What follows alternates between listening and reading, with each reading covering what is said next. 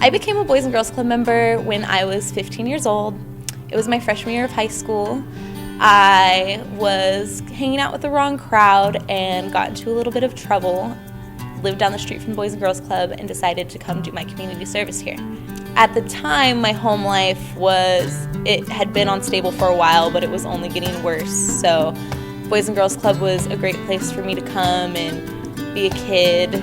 So I had done my community service at the club, and at the time they were recruiting for the Help a Kid junior staff position. So I had applied for that, and luckily enough I got it. From there, things just took off. I was working about 9 hours a week as a Help a Kid junior staff, and then I became involved with the Keystone program, which is a teen leadership community service program.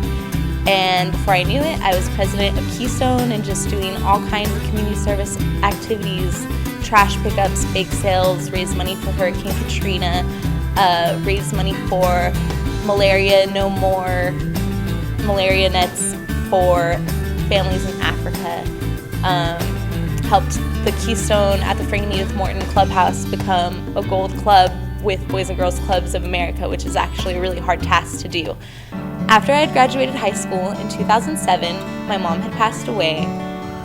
It was a complete shock out of nowhere. I knew that she had been sick for a while, but I wasn't, nobody's anticipating to just wake up one morning and have your parent not be there anymore. So the club really helped me with that. Just so many people, board members, people in the community, people who had heard my story through the year, they were all so supportive. I had to move out of the apartment that me and my mother and I were living in, and I ended up getting my own apartment. Things happened so fast within the matter of 2 weeks. And so the Boys and Girls Club had helped me with my move. Daniel Miranda had helped me move stuff with, the Boys and Girls Club van, the big furniture and stuff.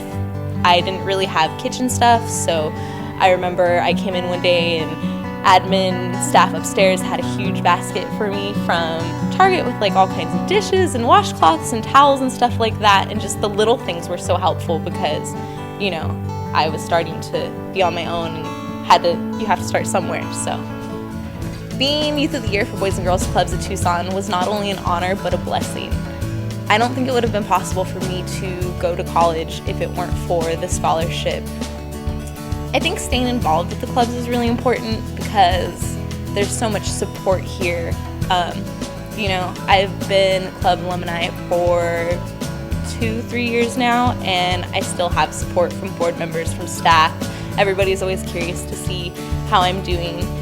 I wish I had more time to volunteer inside the clubhouses. I really miss it a lot. I miss working with the kids. I intend to pursue a career in the nonprofit spectrum, and I think just staying involved with my Boys and Girls Club will really help me with that. We have an amazing board, amazing community support. They help so much, and everybody has everybody on the board has so much passion. It's all about the kids all the time.